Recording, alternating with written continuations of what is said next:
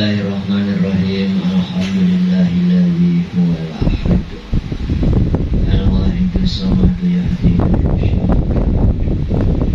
fi khairil khalqika syafi'il umami ya rabbana salli alaihi sayyidina wal ali gharibna bi bahril wahdati fi kulli halin ya ayyuhal ghawthu salamullah alaika rabbini bi'idnillah wa anzur ilayya sayyidi binadrahum silatil hadratil aliyah ya rabbana Allahumma salli sallim ala Muhammadin syafi'il wa ala alihi wa ja'al lana muslimin bil wahidiyati rabbil alamin ya rabbana ghfir yassir tahdina qarib alif bainana ya rabbana.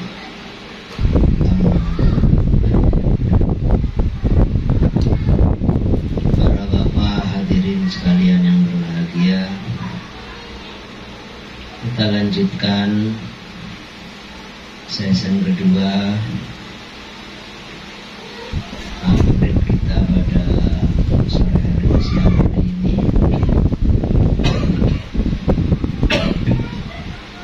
Kita akan mempelajari bersama tentang teknik kuliah wahidiyah. Jadi ini mengisi bidang. Jadi ada materi tentang teknik kuliah wahidiyah. Meskipun dalam wahidiyah itu kita banyak yang kuliah wahidiyah itu atau tidak bisa sendiri begitu. Pokoknya diberi kesempatan, edukasi, taunya bisa. Itu banyak terjadi. Tapi dalam rangka ngisi bidang ini adalah gambaran teknik kuliah wahidiyah. Bahwa dalam kuliah wahidiyah, dalam ceramah atau menyampaikan kuliah wahidiyah, di mana ini merupakan juga salah satu metode dakwah kita. Jadi menyampaikan dalam pengertian resmi. Kita bisa saja menyampaikan wahidiyah dalam keadaan tidak resmi. Maka ada yang namanya dakwah wahidiyah itu formal maupun non formal. Ada formal itu diselenggarakan memang secara resmi, sebagaimana besok kita menjadah nisfu sana. Itu bagian daripada dakwah wahidiyah resmi.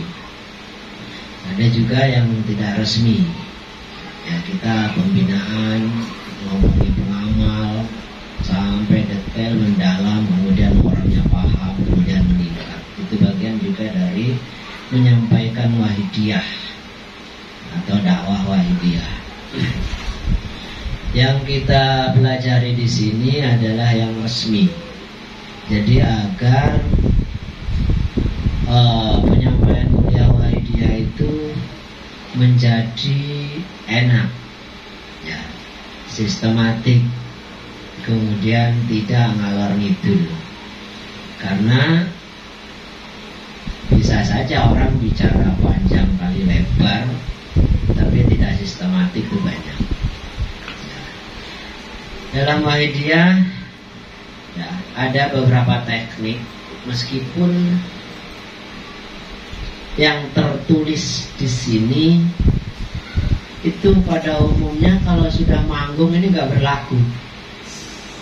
Itulah keajaiban wahidiyah. Maka ketika saya ngomong berdasarkan teks naskah, itu biasanya justru kita tersandra. Lebih banyak orang itu nyelonong ngomong begitu milih, mengalir begitu saja. Tugas kuliah kita itu yang barangkali dalam wahidiyah disebut ilmu laduni, tanpa kita gak menyadari bahwa kita selalu dapat ilmu laduni. Maka di awal-awal jagongan kelompok dengan Ustaz Ibrahim tadi pagi, bahwa orang-orang di luar itu menganggap ilmu laduni itu seakan-akan hanya diturunkan kepada orang-orang tertentu, orang-orang khas. Di Wahidiyah tidak, disederhanakan oleh Mbah Yai. Siapapun bisa punya ilmu laduni. Bahkan ada mujadah ilmu laduni. Ya, itu. Nah, dalam praktek kita dakwah kuliah Wahidiyah itu sering terjadi. Yang kita omongkan itu di luar dari angan-angan kita, di luar dari teks naskah atau garis-garis besar yang akan kita sampaikan. Itu disadari atau tidak adalah ilmu laduni. Ya, maka dalam Wahidiyah ada adab kita harus merasa sebagai corong. Adapun yang nanti ilmu yang akan dikeluarkan ya dari sumbernya yang membimbing kita, maka kuncinya kita harus senantiasa connect terhadap yang punya Wahidiyah. Insya Allah nanti kalau kita selalu connect, yang tersampaikan dari lisan kita itu bukan dari naskah yang kita susun. Itu yang kejadian. Para bapak hadirin sekalian yang berbahagia, ada beberapa teknik di sini, terutama bagi kita para pemula.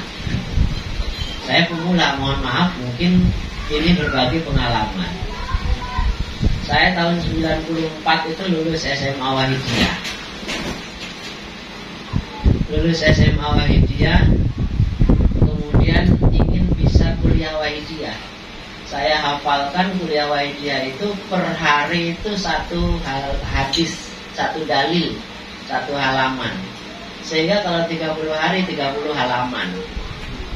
Kalau saya mondoknya 1 tahun aja 360 hari, 360 halaman.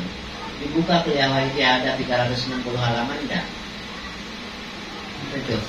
Yang saya hafal itu kemudian saya rupakan berupa naskah. Bingung dengan hafalan yang sudah banyak matang di sini, tidak bisa menyampaikan. Jadi ada keterkaitan antara otak, pikiran, ya, kemudian lisan dan hati. Tidak bisa kurikitok. Hafal satu buku kuliah Wahidiyah nggak bisa pakai. Saya punya banyak harta tapi bingung lah gunanya, seperti itu. Bingung saya. Gimana caranya? Sedikit. Ujung-ujungnya tetap saja mendengarkan orang kuliah, dengarkan fatwa Kanjeng Romo Latif, dengarkan ahad pagi, dari situ bisa kuliah lagi.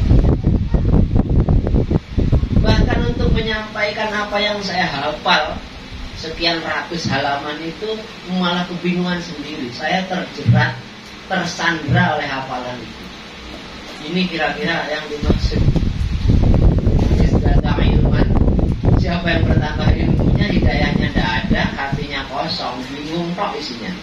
Untuk mengeluarkan itu bingung. Akhirnya dengarkan beliau dia cara-caranya, kemudian dimujadahi, dan akhirnya pada keluar. Dan saat itu kepalanya encer, lisannya nggak bisa ngomong. Saya punya sedikit penyakit, mohon maaf kalau dikatakan penyakit. Itu ngomong itu nggak bisa lancar. Tahu Kang Jayadi dengan itu kalau ngomong, mohon maaf Kang Jayadi tahu dia hafal. Ngajinya di Lirboyo, Kiai Lirboyo. Ya, ngaji kita banyak, tapi ketika ngomong diketak kaget bingung, udah hilang. Gak bisa ngomong, tapi kitabnya luar biasa, alfiahnya mantap. Karena saat saya mondok, Pak Jayadi itu sama sampai sekarang posisinya tukang gawe teh seperti itu. Dulu ada Mbah Damami, Haji Matari dan seterusnya, itu tukang gawe noteh, Haji Matari, kemudian sambal, korek dan seterusnya. Itu kalau ngaji bukan di Wahidiyah, di Lirboyo masih diperbolehkan oleh Kanjeng Romo. Hafalan di Masjid Gedung Lo, alfiah saya dengerin hafal. Kitab-kitabnya banyak. Tapi ketika diajak ngomong untuk menyampaikan bingung. Dulu saya punya seperti itu. Akhirnya pakai filsafat bisa itu karena biasa. Kalau sudah biasa pasti bisa. Itu. Lama-lama belajar ngomong. terus ngisi usbuiyah sekitar dulu, lama-lama ngisi syariah, lama-lama ditugaskan ke Depok, negaranya PKS kata orang. Siapa ditugaskan ke negaranya PKS? Negara PKS ini di Depok. Apa iya? Masih dikatain seperti itu.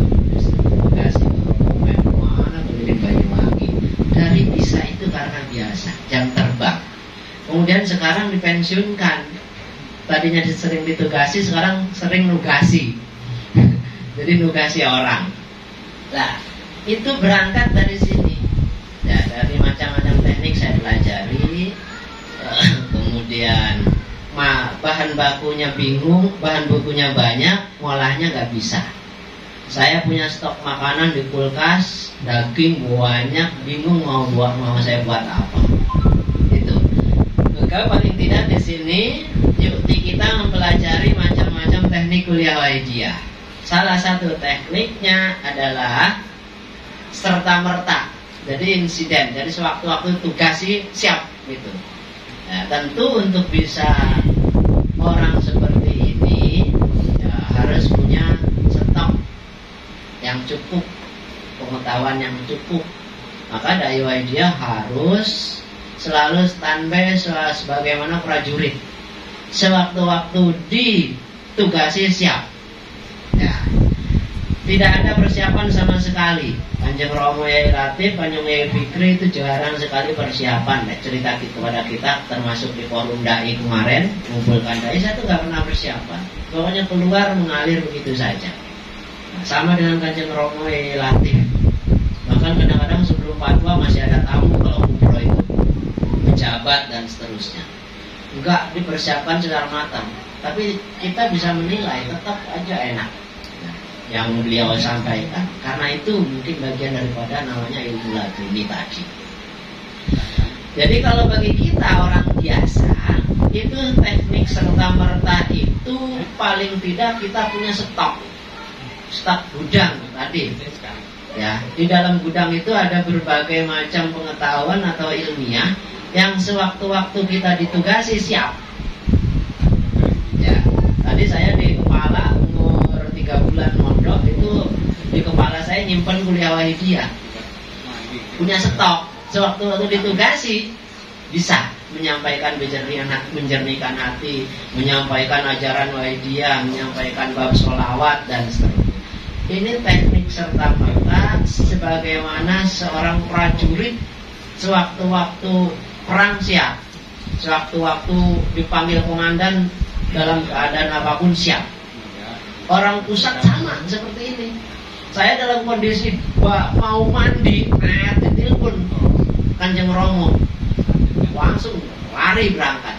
Maka HP itu biasanya tidak silent, tidak dimatikan, harus standby, bahkan tidur berdekatan dengan HP. Ya, kemudian mandi dekat HP, karena sewaktu-waktu prajurit seperti kita ditelepon oleh jenderal, siap menghadap. Tengah malam, iya, mau maghrib ditimbalin, selalu siap. Itu konsekuensi seorang prajurit. Nah, kita dalam Wahidiyah sebagai dai, baik pembicara, harus punya jiwa seperti itu. Maka kita harus banyak punya simpenan pengetahuan tentang Wahidiyah. Untuk bisa bicara tentu harus punya yang akan kita bicarakan. Ketika saya ngobrol dengan Haji Arif misalnya tentang politik, nanti saya akan diam saja ketika saya nggak punya modal pengetahuan tentang politik. Tapi kalau saya punya pengetahuan tentang politik, Pak Arif ngomong politik, saya juga akan ikut nyauri, akan ada komunikasi timbal balik. Itu intinya di situ aja perbedaannya. Jadi saya akan memasak gulai tapi gak punya bahan baku gulai, maka gak bisa. Oleh karenanya teknik serta merta ini dalam situasi dan kondisi harus dimiliki oleh seorang dai. Suatu ketika hari raya Idul Fitri, ketika seorang dai-dai Wahidiyah di pusat itu pray semua, karena libur Idul Fitri personil pusat PRAI, DPPW pusat PRAI zaman segitu itu saya belum jadi pramuka. Dai-dai juga nggak ada dan seterusnya. Ada permohonan dai secara langsung kepada Kanjeng Romo Latif saat itu. Kemudian oleh beliau yang ada yang kelihatan cuma saya karena saya jarang mudik, pemain aduh, ya jauh sendiri mudik awang-awangan, belum ada tol seperti Trans Jawa seperti ini, susah. Saya nggak pulang, kadang-kadang 3 tahun nggak pulangnya. Kanjeng Romo lihat untang lantung, anaknya saya ya ayo yang Kebumen mana? Langsung aku ini yang lu kasih. Kebumen. Siap. Namanya prajurit. Siap begitu. Satu sisi nyelimur saya karena mesaknya kira-kira saya gak mudik gitu. Berangkat ke Kebumen. Di sana itu saya itu mohon maaf karena mungkin namanya bukan artis ya, gak dikenal. Ini cerita sedikit nih, dai pengalaman pahit saya. Karena dai ditempatkan di puskesmas hewan itu saya. Jadi yang saya lihat kamar itu isinya sapi, ya, kemudian kambing, kerbau, tidak semulia dai-dai zaman sekarang. Seperti itu. Kemudian habis ditaruh di situ ditinggal, ya, ditinggal saya bilang. Gimana disuruh aqua begitu, ditinggal. Nanti yang tinggal dulu ya Pak, iya. Transitnya di kandang di puskesmas hewan. Nah, yang di Kebumen ini karena situasinya halal bihalal dan terusnya, yang diminta dulu itu ada semacam tidak ada semacam regulasi penugasan dai. Setelah kejadian beberapa kejadian seperti itulah ada regulasi pengaturan dai yang dikirim oleh Kanjeng Romo Latif sampai sekarang berlaku zaman Kanjeng Romo Fitri. Salah satunya beliau tidak ada regulasi itu pada saat mujadah rubusana itu daerah-daerah bisa request dai. Saya minta Yesus Rahmat, saya minta Yesus Mawai Adnan. Besok bulan lagi minta itu lagi, sehingga yang muncul yang jadi artis adalah beliau-beliau ini. Dai-dai yang lainnya gelap, udah nggak dikenal. Ya, itu menjadi kecenderungan sehingga para pengamal itu kalau enggak beliau enggak mau. Nah, suatu ketika yang datang ke Kebumen itu saya. Siapa ini orangnya? Ngecile, elek, ireng dan seterusnya. Ya, bingung karena yang dikenalkan oleh PW kepada masyarakat, kepada pengamal itu orang-orang itu saja. Ya. Terus gak paten nerima jawabannya seperti itu, sehingga sambutannya pun kurang enak gitu bagi saya loh ya. Ya. Satu, untuk ke tempat acara saya dinaikkan Chevrolet jelek yang di situ ngangkut paping. Bayangkan, belum Avanza ada, tapi saya gak dinaikkan untuk saya. Mungkin untuk dai yang dikehendaki itu. Bagi saya kan dai yang tidak dikehendaki. Akhirnya naikannya Chevrolet tuh. Saya ngisi acara, saya pikir satu loro awak kabeh gitu. Ya, badan sakit semua ini. Dengan papingnya masih ada, kebetulan dia Pimpro proyek Gua Jati Jajar. Naikkan berudak. Sampai di sana yang hadir tokoh acara ya karena halal bihalal mengundang umum. Kemudian di situ ada kepala desa, lurah dan seterusnya. Saya pokoknya pasrah pada Kanjeng Romo karena ditugasi oleh beliau. Adanya saya seperti ini sudah ada tok, mulai dari Kediri sampai perjalanan sampai subuhannya pun kayak nggak seperti ini. Ya pokoknya nggak enak lah pokoknya. Terus habis itu udah saya menjaga, udah biasa, nggak paten ditanya-tanya begitu. Enggak grafiak lah seperti dai-dai yang lainnya yang ke daerah tersebut. Akhirnya saya karena diam saja, saya manfaatkan tidak ada aja. Setelah itu saya naik podium. Secara saya merasa seorang Kanjeng Romo karena diutus langsung, bukan oleh DPPW, bukan oleh DPRW. Saya ngisi Mulia Wahidiyah itu hampir 1 jam. Semuanya nangis, termasuk Pak Lurahnya yang belum menghafal. Nangis semua. Turun dari podium, ketua PW yang tadi sudah ya naikkan saya di Cepolot, merangkul saya, nangis, ya mohon maaf. Sampai beberapa tahun Pak, kalau ke Kedunglo ketemu saya, itu mestinya mohon maaf pada saya. Ya mohon maaf, kejadian itu saya kalau udah melupakan kejadian itu.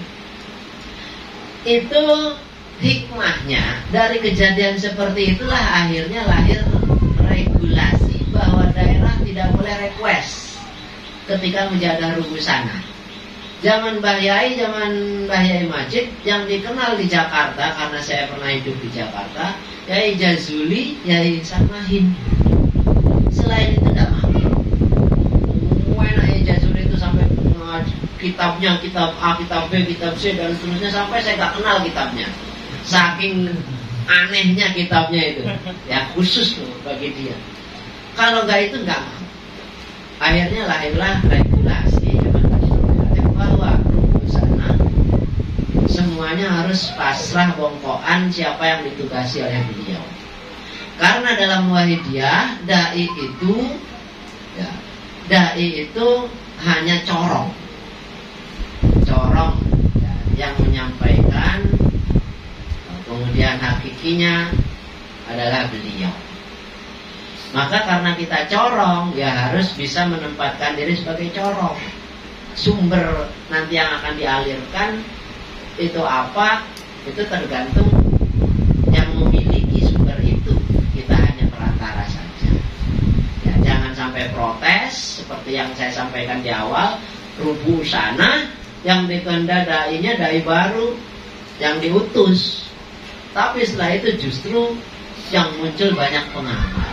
Itulah prinsip hidayah. Ya, prinsip hidayah tidak memandang apa yang disampaikan, siapa yang menyampaikan, tapi apa hidayah sebesar apa yang dipancarkan dari hati orang yang dakwah tersebut. Itu prinsip hidayah. Nah, di sini teknik ini artinya yang perlu kita garis bawahi adalah serta-merta tadi selalu siap setiap saat ketika ditugasi, baik sebagai badal daripada dai. Seringkali dai itu ada halangan, kadang-kadang itu kita harus standby siap ya. Di Usbu'iyah juga begitu, siap. Saya kalau di pusat mungkin ya ramu, tapi saya di jamaah saya melepaskan baju jadi jamaah di kuliah orang. Di kuliah orang biasa udah ya, tuh. Tapi ketika saya suruh ngisi ya serta-merta dadaan bisa. Nah, ketika kuliah aja di jamaah. Teknik serta-merta harus memiliki modal yang banyak sehingga kita tidak kebingungan.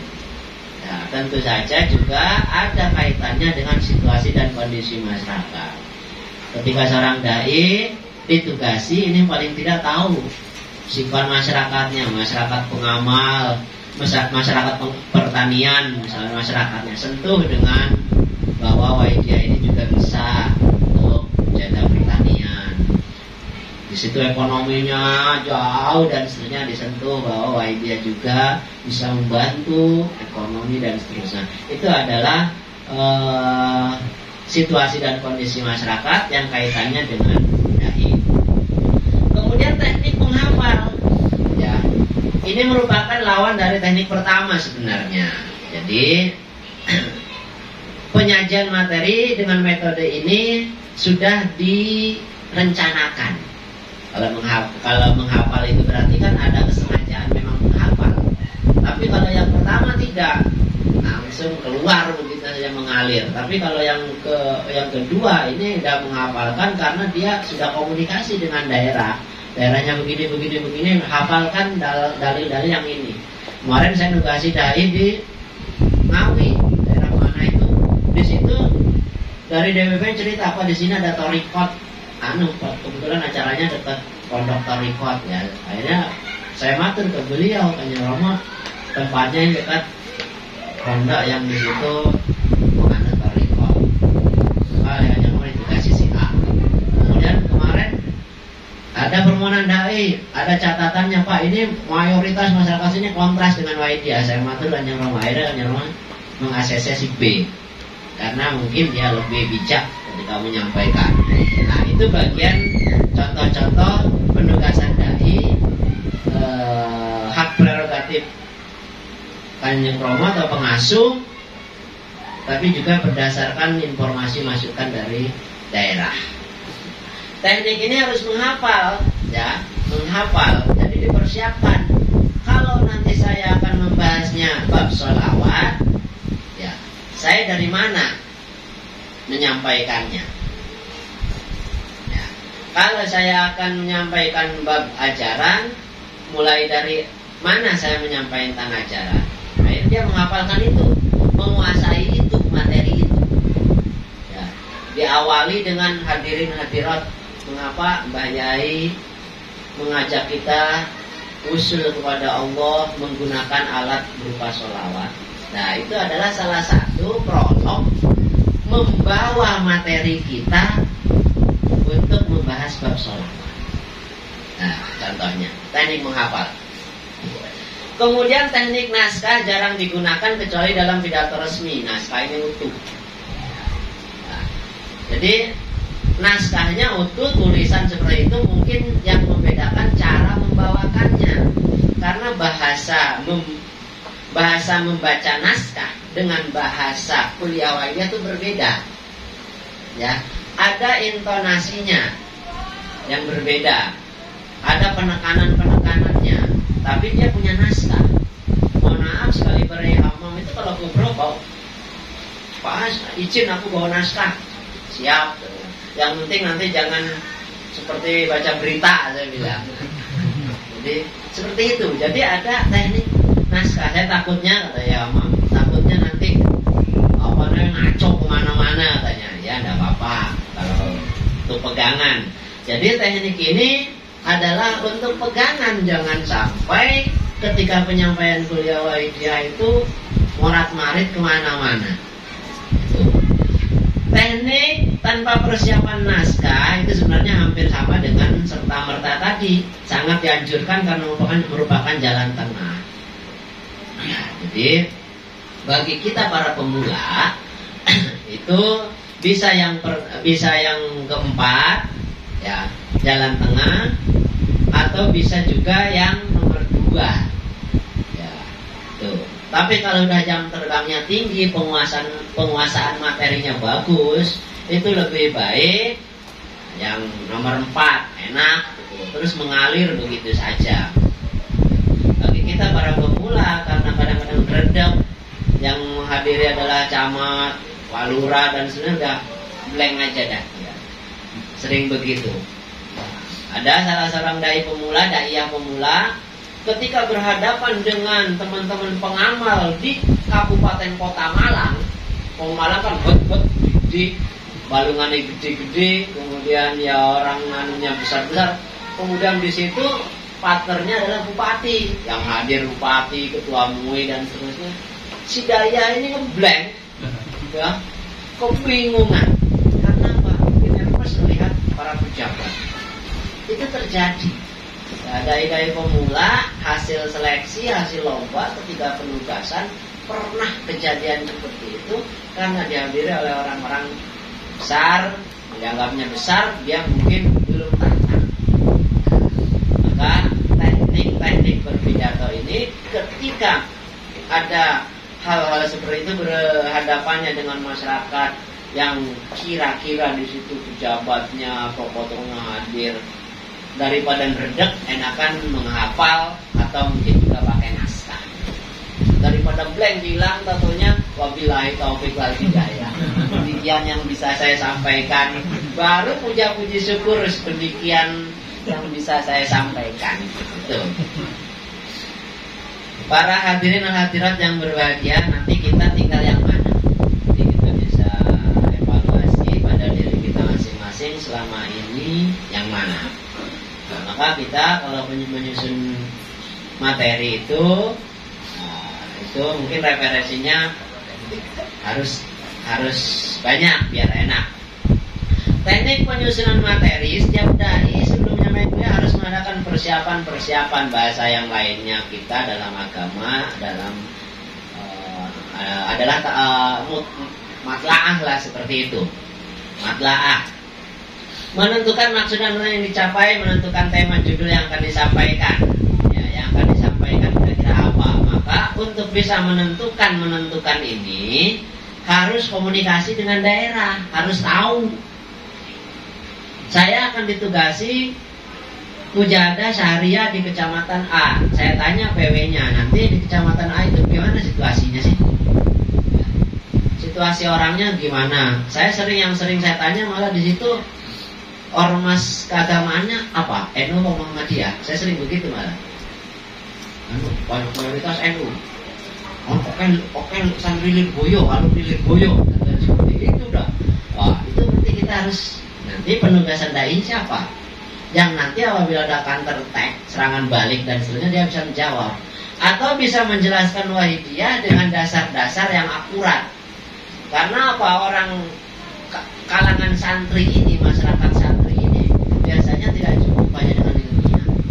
Jadi perlu dalilnya. Saya sedikit ya dikeluarkan senjatanya, dalilnya, hafalnya kita hafal. Maka menganalisa situasi masyarakat atau mendengar itu penting, termasuk adat kebiasaan. Ya. Kemudian lingkungan masyarakat, tempat acara. Ya. Lingkungan masyarakat, tempat acara juga harus kita perhatikan. Jangan sampai dia itu tersinggung, dikit-dikit tersinggung. Termasuk akhir-akhir ini saya dari Pamekasan, karena saya di pusat banyak laporan dari daerah. Saya ceritakan pisang. Jadi di daerah Pamekasan itu ada seorang pengamal. Ada seorang pengamal yang maksud dia itu mengadakan penyiaran dengan mendatangkan salah seorang dai, mantan dai Wahidiyah. Ya, dai Wahidiyah. Kemudian dia itu mengatasnamakan pribadi, bukan ke PW-an, sehingga di luar tanggung jawab PW, tapi imbasnya pada para pengamal. Nah, si pengamal tadi dengan secara pribadi mengundang dai tersebut datang menyampaikan kuliah Wahidiyah luar biasa dan der begitu, dalam banget, jero menurut orang umum. Menurut orang kita juga katanya sih dalam, terlalu dalam, termasuk tauhid itu, ruqyah dan terusnya. Setelah itu akhirnya si masyarakat umum yang dihadirkan, yang dimaksudkan penyiaran tadi, matur kepada kiainya, kiai masyarakat sekitar. Sewu Pak Yai, tadi malam itu ada pengajian Wahidiyah, kita diundang, dainya ngisinya gini. Nah, kami itu sebenarnya nggak cocok, Pak, terima dan seterusnya. Nah, itu upaya Wahidiyah sesat ini. Dari situlah akhirnya kiai tersebut mengeluarkan jauh lah seperti itu.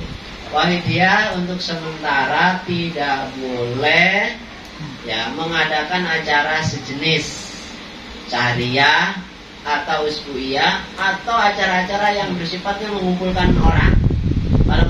Kalau seumpama melaksanakan sendiri-sendiri monggo. Itu salah satu contoh situasi dan kondisi lingkungan masyarakat setempat tuh harus dipahami oleh dai Wahidiyah. Dalam evaluasi dai 20 September kemarin, saya menegaskan kepada dai saya khususnya yang kepleset itu banyak kepleset, langsung saya panggilin. Sampai ngisi di Tulungagung kepleset ini, ngisi di ini kepleset ini. Salah satu contohnya, ya, andai misalnya saking bangganya terhadap Wahidiyah, kalau internal tidak masalah. Tapi yang hadir NU, Ketua MUI dan seterusnya. Andai Mbah Yai itu hidup di zaman Kanjeng Nabi, kemungkinan Mbah Yai itu diangkat menjadi nabi. Aduh, di YouTube direkam bisa. Saya selari pontang panting Kanjeng Rama. YouTube-nya di-cut. Ayo dibuang, dihapus. Andai Mbah Yai hidup di zaman Kanjeng Nabi, ya, kira-kira Allah mengangkat Mbah Yai sebagai nabi. Saking hebatnya Mbah Yai. Jadi dari lisan ke hati. Oh, saya yang, nah makanya para dai-dai itu saya kasih wanti-wanti. Kalau ngisi daerah, terutama pas gak ada Kanjeng Romo, jangan overdosis. Nanti yang repot pusat. Bingung saya menyelesaikan masalah daerah di A, di B dan seterusnya. Itu. Maka hati-hati, sampai enak bar ngisi boleh bisa ngoni, ya. Sing kena getahnya saya. Mundar mandir, bontang panting, dan sedapat duit dan seterusnya, gak bagi-bagi. Kemudian bila ada masalah dikeruyuk, saya ditungguin daerah. Banyak orang luar ngomong, komentar, ya, karena waidiahnya yang menyelesaikan siapa? Pusat. Itulah kita harus hati-hati. Termasuk kalimat-kalimat kerajaan Kedunglo. Ada dai yang menyebutkan kalau mungkin Kedunglo, bumi suci Kedunglo, dia udah tidak masalah. Tapi kalau kerajaan Kedunglo, ya masalah ini. Kerajaan, jadi image orang di benak orang kerajaan, belum kerajaan diri atau ngecek diri. Nah itu, jadi pemilihan kata-kata yang bijak. Ya. Kalau masyarakatnya mungkin gak bereaksi karena nggak paham, nggak dong, ya, gak bisa memahami kata demi kata, nggak masalah. Tapi masyarakatnya pinter, kemudian dipelintir di medsos kan, waduh rame nah. Sekarang masuk medsos kan. Dikit-dikit medsos rame. Ya. Jadi situasi dan kondisi ini harus dipahami oleh dai. Ketika kita ditugaskan di mana, tanya kondisinya. Masyarakat sana di mana? Keagamaannya, kebanyakan mayoritas NU atau Muhammadiyah atau aliran apa, atau mungkin torikoh apa. Nah, kita bisa mempersiapkan diri. Dan dari departemen pun nanti mengirimnya ya orang-orang yang kira-kira punya sedikit pengetahuan tentang itu. Ketika dikirim ke Tasik, seorang dai Tasik minta dai dekat pondok ini dan seterusnya. Yang dikirim berarti yang rada ngalim dikit, ya ngalim. Kemudian pendengar jamaah jenis kelamin, usia muda dan seterusnya, pendidikan, status sosial. Jadi kalau pendidikannya mungkin mayoritas ya di situ masyarakatnya lulusan SD, sekolah pendidikannya kurang ya kita kira-kira penyampaiannya jangan pakai bahasa-bahasa intelek lah. Ya, pakai bahasa-bahasa sederhana yang gampang dicerna, dipahami. Jangan pakai istilah-istilah independensi. Wah, apa itu independensi misalnya? Tak paham mereka. Ya, itu.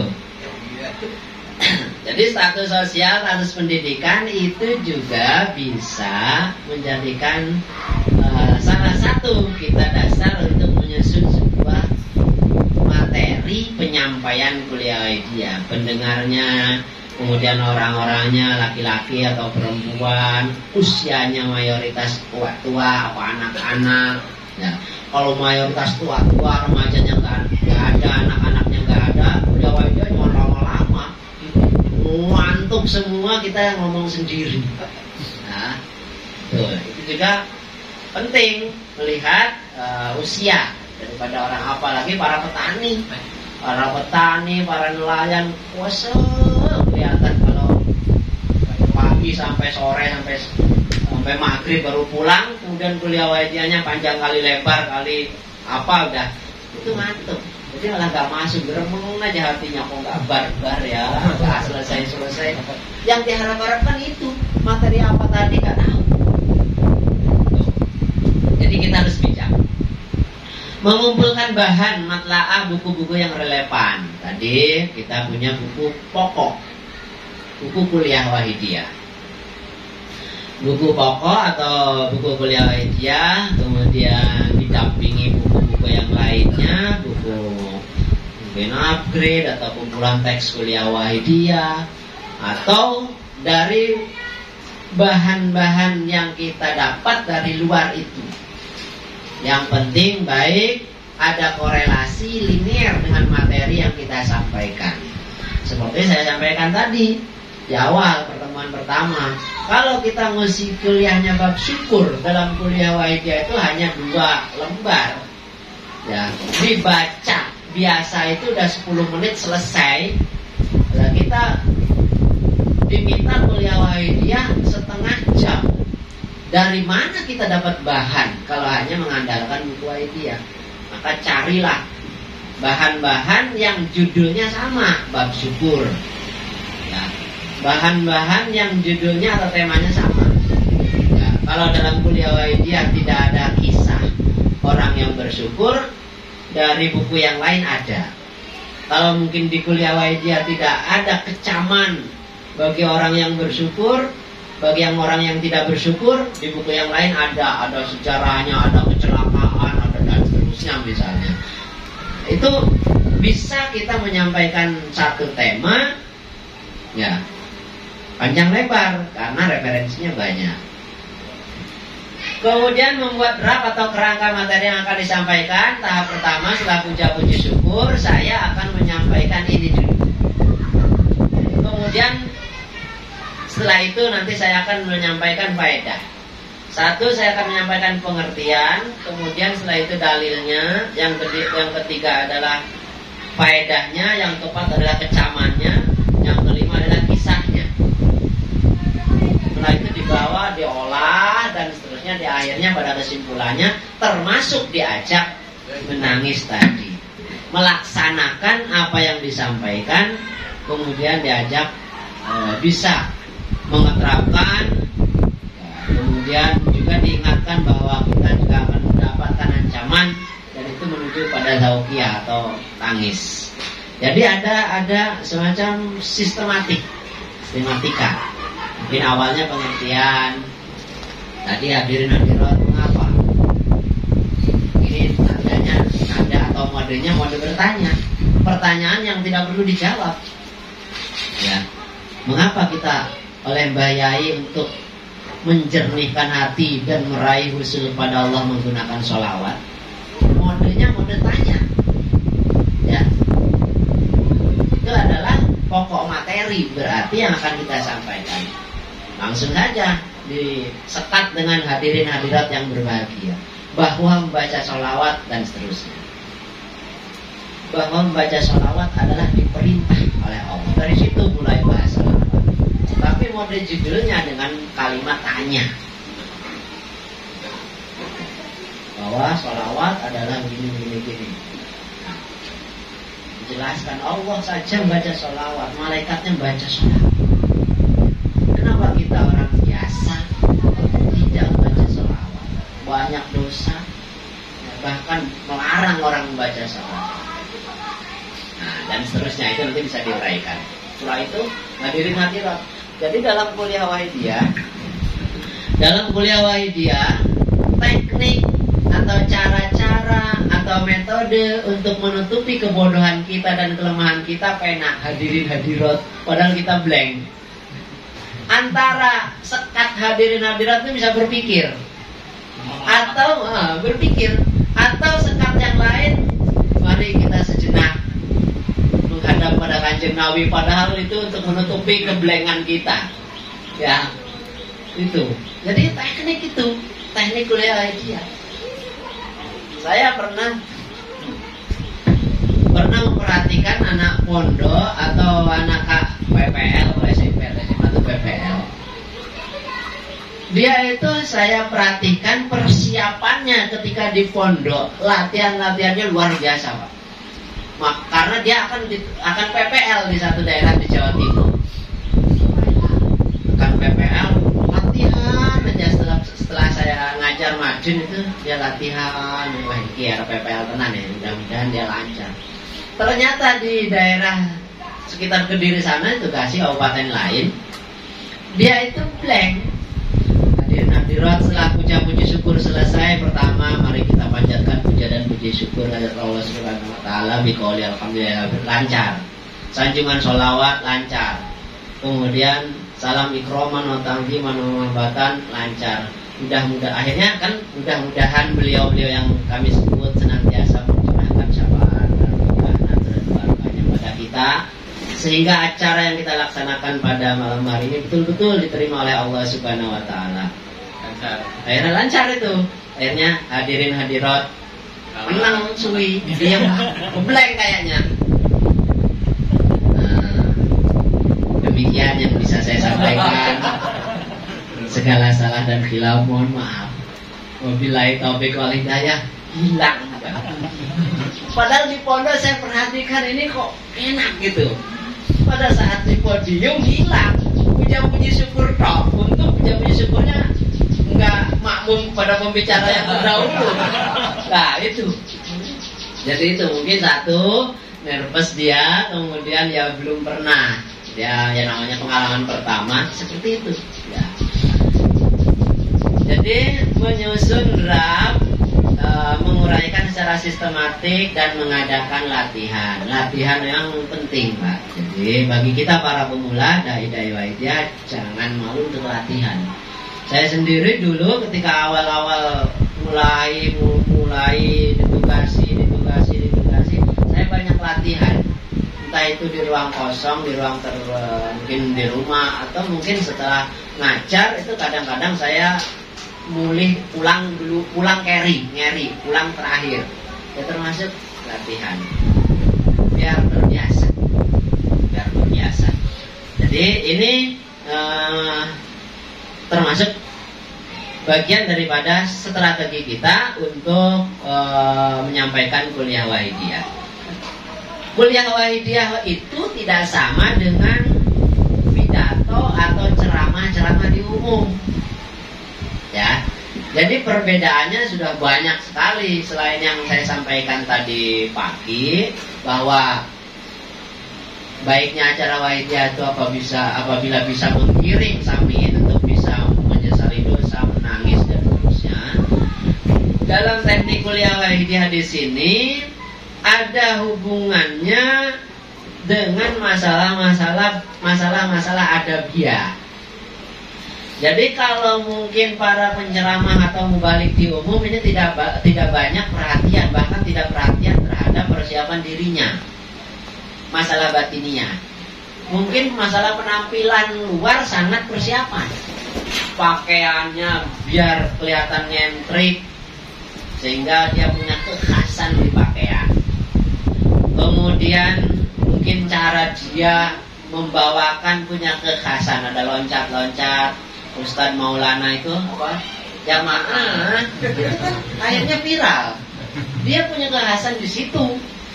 Yang ditonjolkan masing-masing dai atau para penceramah di umum yaitu Ustadz Z, siapa itu? Anwar Z kan satset kan, pernah viral tuh satset. Gus Ikdam pernah backingan pusat apa itu?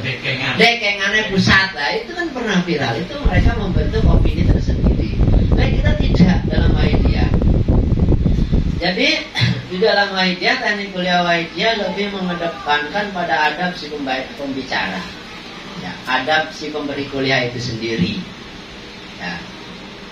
Salah satu etika dai wahidiyah atau adab dai wahidiyah adalah ketika sudah jelas-jelas dia akan ditugasi, mendapatkan kepastian dia mendapat surat tugas, yang pertama adalah mengadakan mujahadah penyongsongan. Ya, mujahadah penyongsongan. Jadi bukan memperhatikan penampilan, nanti saya besok pakai baju apa, besok saya gaya apa, tidak. Nanti biar masyarakat tertarik pada saya, apa yang saya lakukan, tidak. Tapi mujahadah penyongsongan. Mengadakan mujahadah penyongsongan minimal 3 hari sebelumnya dengan aurat peningkatan waktu 5.000. Ini adalah bagian daripada etika dai wahidiyah, berdep-dep pada Allah, tadi merasa corong, beliau Rasulullah ghusada zaman, kemudian upayakan kondisi fisik dalam keadaan sehat dan segar. ya, sebelum kuliah ngisi butuh terlebih dahulu. Ini sepele sebenarnya, tidak perlu ditulis sebenarnya, tapi perlu ditulis karena kadang-kadang orang nggak perhatian kalau nggak ditulis. Ya, main naik podium aja, dar kuliah lagi ya, atau ceramah. Gitu. Nanti mempersiapkan buku-buku, kemudian ketika dipersilahkan protokol ini. Kalau nomor 5 tadi sudah kesana, sudah masuk ke awal tadi yang saya sampaikan. Ketika dipersilahkan protokol, tidak ada di buku umum ini teknik pidato, tidak ada. Adanya di Wahidiyah. Ketika dipersilahkan protokol, jangan langsung teratap berdiri, tidak. Tenangkan dan tata hati terlebih dahulu. Adabnya, baru kemudian melangkahkan kaki menuju podium kepada Bapak Ustadz Ibrahim dipersilahkan. Nah, itu kita langsung jangan juk diri, tidak. Jadi tenangkan dulu. Ya, mohon doa restu ya kepada Kanjeng Nabi, pada host ya. Kemudian barulah berdiri menuju podium, langkahkan kaki kanan. Apa ada teknik ceramah yang mengatur langkahkan kaki kanan? Nggak sampai seperti ini detailnya. Langkahkan kaki kanan terlebih dahulu, memberi hormat dengan anggukan pada orang-orang yang lebih mulia yang ada di sekitar kita. Lebih mulia, ya, pokoknya hadirinlah gitu. Upayakan berjalan dengan sopan, tenang, disertai dengan menerapkan ajaran Wahidiyah. Billah, li Rasul. Sedemikian detail adab seorang dai Wahidiyah agar dakwahnya itu bisa masuk ke dalam hati si mad'u. Ya, sampai di belakang podium juga jangan buru-buru naik. Duak langsung naik ya. Tidak. Berhenti di belakang podium. Sebelum naik, sebelum golongan podium itu berhenti situ. Kemudian ya sama seperti tadi, mohon doa restu pada Kanjeng Nabi, pada Qaus ya, pada Kanjeng Romo. Kemudian naik ya.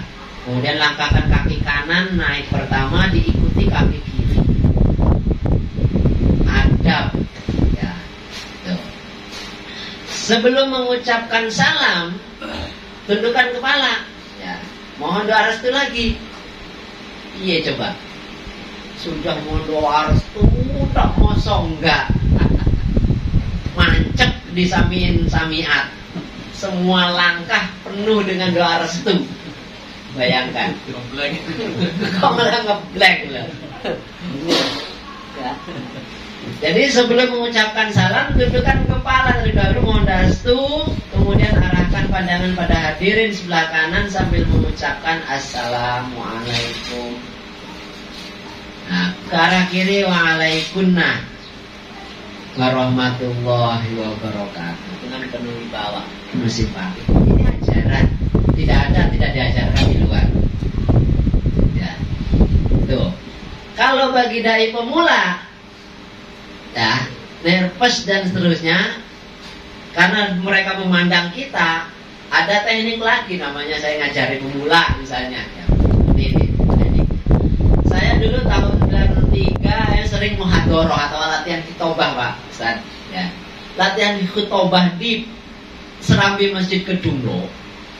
Itu latihan kuliah Wahidiyah setiap malam Jumat dilalah kebagian saya. Saya itu latihan kuliah Wahidiyah ketika naik podium, nyawang arek-arek di bawah menghadap saya. Sing membuat saya nervous itu apa? Ketika pandangan saya berhadapan dengan dia malah begini. Saya kaget, pas nggak disangka pandangan mata saya ke dia. Saya akhirnya redap tertawa. Ada yang beginikan matanya, ada yang begini. Itu awal-awal pertama naik podium saat mondok, ya. Ketika sudah berhadapan di podium dengan hadirinnya ngece. Karena teman sendiri latihan, langsung hilang itu. Akhirnya berikutnya pakai strategi lain saya. Saya seakan-akan melihat bapak-bapak ini, tapi yang saya lihat kopiahnya, enggak wajahnya. Jadi nggak tatap muka, nggak tatap wajah. Nah itu pernah saya juga terapkan ketika ngisi di Probolinggo dulu remaja. Saya dulu dari remaja itu dihadiri bupati. Wah, bupati datang, Kapolres, karena bupati datang, Kapolresnya datang, musbidanya. Jadi saya duduk gitu, dihadiri oleh pejabat Forkopimda. Dihadiri, kaget saya, Pak, ini gimana caranya? Caranya ya itu tadi, saya memandang bupati, saya Pak Bupati, tapi gak saya pandang wajahnya. Waktu dia ngeliat saya gini, sayanya yang kalah, kalah wibowo, kalah sembara. Nah, itu caranya, akhirnya terbiasa, lama-lama terbiasa. Itu bagi pemula. Bagi yang sudah mapan, yang sudah anteng dan seterusnya nggak apa-apa, tatap-tatapan wajah, pelotot-pelotot mungkin nggak masalah. Tapi bagi kita pemula, ya, itu salah satu caranya. Mungkin ada yang lebih bagus caranya monggo-monggo. Merengkong menyapa Pak Bupati, ya itu. Jadi juga tidak bagus ya. Jadi itu. Aturlah hati dengan menerapkan ajaran Nahdiyah. Ya, ucapkan salam lancang dengan penuh penghayatan tadi. Jadi jika kita di podium itu sudah semua apa yang ada di podium itu di bawah kendali kita, mic-nya dan seterusnya, maka kita naik podium adalah dalam tanda petik kita berkuasa. Nah, maka yang masyarakat yang pendengar itu di bawah kita, hakikinya itu harus kita mantapkan dalam hati sehingga kita tidak nerdek. Nah, setelah kita jawab salam, setelah salam kita terjawab barulah. Jadi jangan sampai mereka masih menjawab salam, kita langsung doain kita, biar mereka menyelesaikan jawaban salam kita.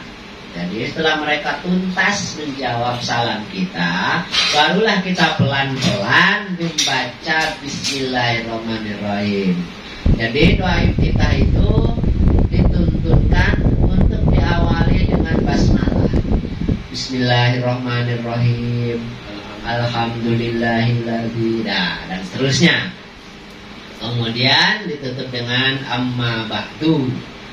Nah, kemudian menyampaikan kalimat sapaan. Kalau ini nanti menyesuaikan siapa yang lebih tinggi. Unsur PW, misalnya unsur PW dulu, ketua PW, kemudian departemen yang menjadi sponsor, baru para pejabat-pejabat, para alim ulama, tokoh masyarakat, ya, tokoh adat, tokoh muda, dan seterusnya, hadirin hadirat. Menyampaikan syukur, salam, dan seterusnya, menyampaikan terima kasih kepada panitia protokol. Jadi termasuk perlu ditata lagi sanjungan sholawat salam ikroman takdiman mahabatan dan seterusnya. Kemudian pada hadal zaman radhiyallahu an. Nah, ini ada antara radhiyallahu annya dengan radhiyallahu anhumnya harus dipahami. Ketika sudah selesai salam ikroman takdiman mahabatan kepangkuan beliau zaman wa awalihi wa sairi auliya ilahi radhiyallahu ta'ala anhum, berarti kan jamak. Ya, kalau pakai khususan ila hadrati gohi hadal zaman radhiyallahu an, ya, kalau pakai khususan itu saya sering mendengarkan baik itu di protokol atau di kuliah Waidiyah itu masih ada antara anhumnya jamak dan anhumnya tidak. Itu harus diperhatikan. Kalau memang dua ala alihim dan seterusnya itu pakai anhum.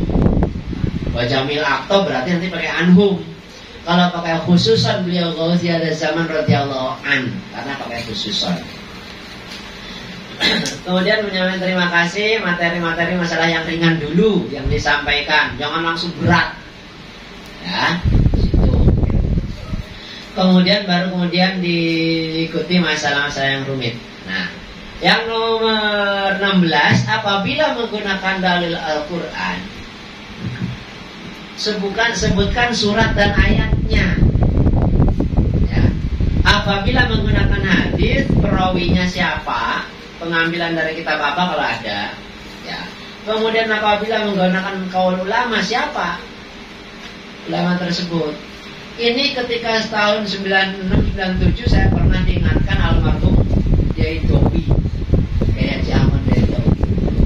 Nah, sampai ngutip dari Al-Quran, suratnya apa, ayat berapanya dilengkapi. Ketika sampai mengucapkan dalil hadis, perawinya siapa? Ketika mengucapkan kawan ulama, siapa ulamanya? Kalau mengambil dari kitab apa? Nah, itu biar jelas, dilengkapi, ya, dilengkapi. So.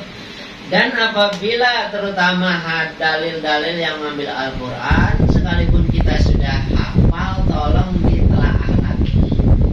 Jangan sampai keliru. Karena pendengar kita, terutama saat ini, hari ini, bukan dari kalangan pengamal saja. Bukan yang senang dengan wahidiyah saja. Dengan yang tidak senang banyak. Ketika dai kita terpleset, nah itu dia. Untuk menyerang kita. Maka saya biasanya kalau dai menugaskan dai, itu biasanya saya setel YouTube-nya. Ya, kalau dia pakai channel kedua, saya setel. Saya perhatikan langsung kalau ada keseleo dan seterusnya, langsung saya ingatkan, saya telepon. Misalnya ada dai, innallaha wal malaikatahu, salah, wal mala.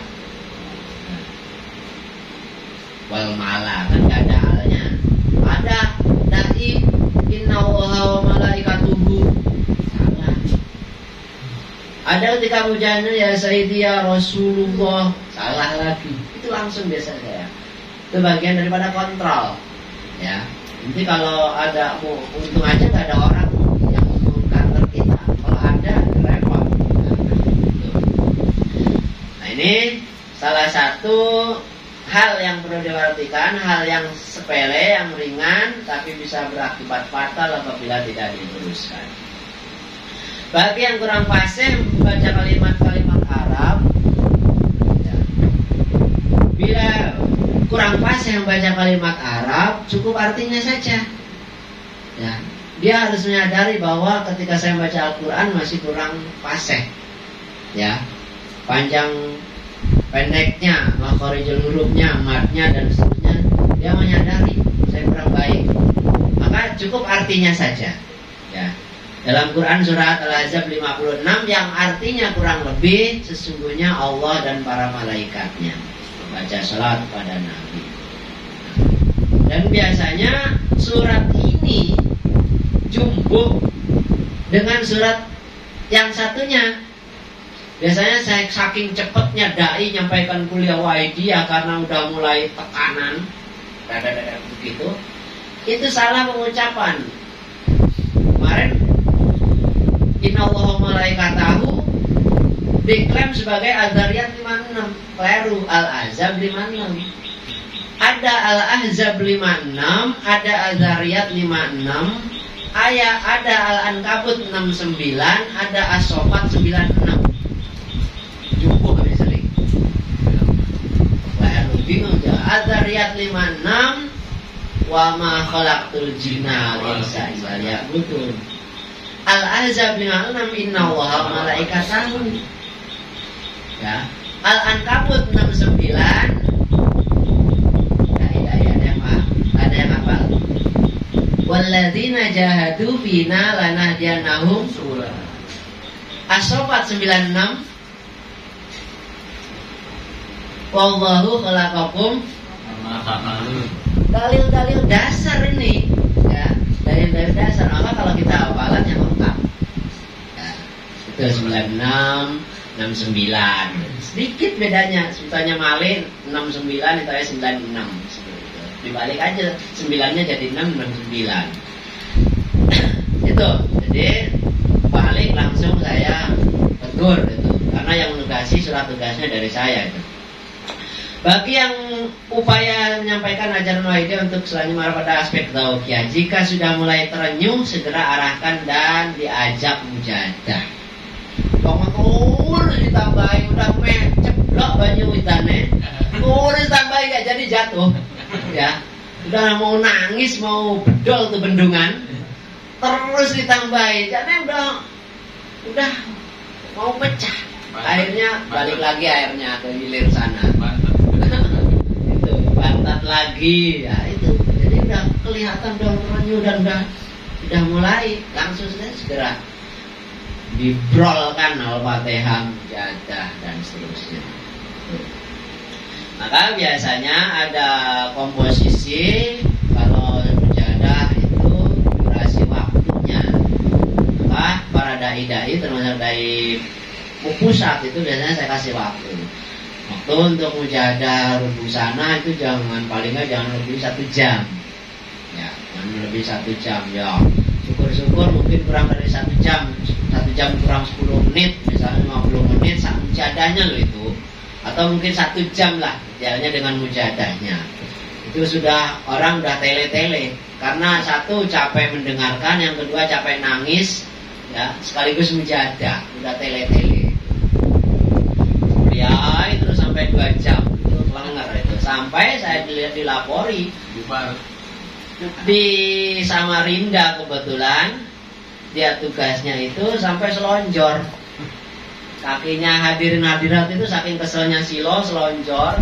Akhirnya orang-orang umum pada pulang berduyun-duyun, sedikit-sedikit habis undangan umum. Karena kelamaan dainya, 1,5 jam lebih itu baru selesai, hampir 2 jam pokoknya. Pengamal biasa saja itu pada udah ampun-ampunan. Akhirnya undangan umum itu pada pulang sendiri-sendiri. Itu. Jadi kita memperhatikan durasi waktu, maka sebisa mungkin para dai itu mengoptimalkan waktu, maka temanya yang akan disampaikan itu menyesuaikan. Kalau waktunya sekian, saya bahasnya panjangnya sekian, lebarnya sekian, itu cukup nggak? Ada perhitungan seperti itu. Apalagi kita tahu masyarakat setempat itu adalah mayoritas orang sepuh-sepuh yang kerja kesehariannya petani misalnya, atau mungkin nelayan. Nah, itu sangat capek sekali ya. Kemudian memberikan motivasi secara hadirin, mengajak meningkatkan mujadah terutama. Jadi mujadah, semangat dalam berjuang. Sebelum mengakhiri kuliah jangan lupa menyampaikan permohonan maaf atas segala salah dan khilaf, atas segala kekurangan. Redaksi permohonan maaf dalam Wahidiyah itu tidak sama dengan di umum. Ya, ada di umum mungkin kita sering dengar atau saya juga pernah dengar, apabila ada kesalahan, apabila ada salah saya, apabila ada kesalahan, itu pakai apabila. Tapi dalam Wahidiyah tidak pakai apabila, segala salah. Kalau apabila itu tanda tanyanya antara iya dan enggak. Apabila kok, apabila ada kesalahan loh, apabila tidak ada ya alhamdulillah ya, ada begitu itu nanti maknanya. Apabila ada kesalahan saya mohon maaf. Jadi dalam Wahidiyah wis segala salah udah. Bukan remeng-remeng antara iya dan enggak, bukan apabila, tapi segala salah dan khilaf ya. Kemudian mengucapkan wabillahi taufiq wal hidayah ala Wahidiyah.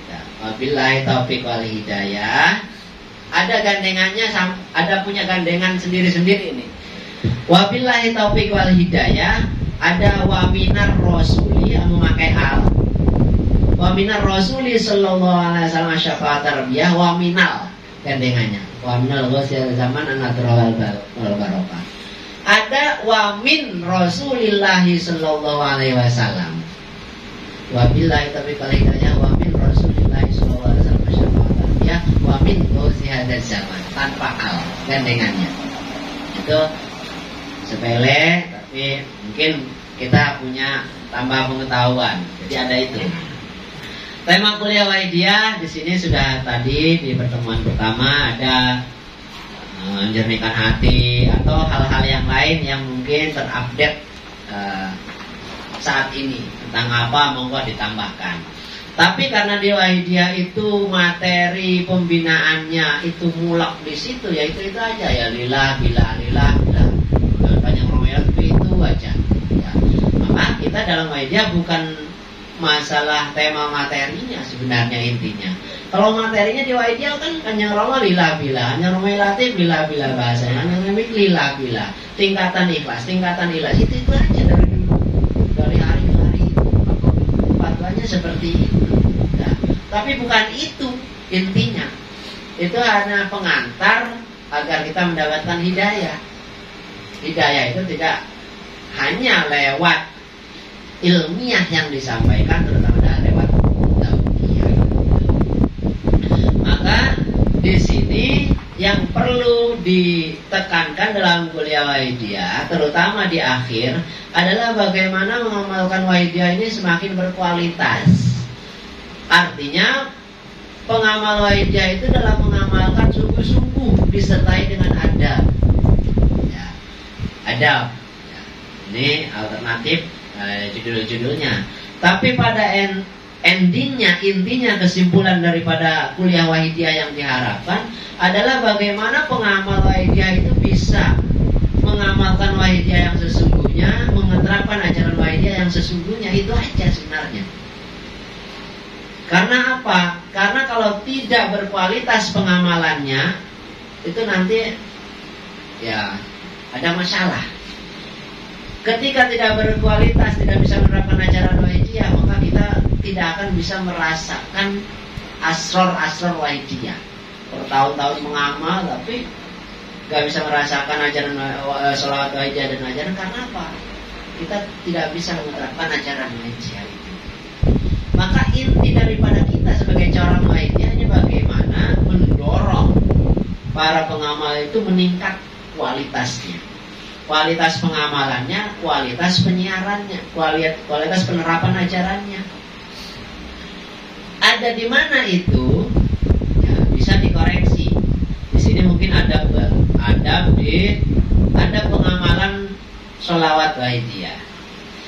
Saya punya cerita lagi nih, karena materinya memang perlu cerita. Anak tutor kalau kuliah Wahidiyah mungkin gak banyak cerita.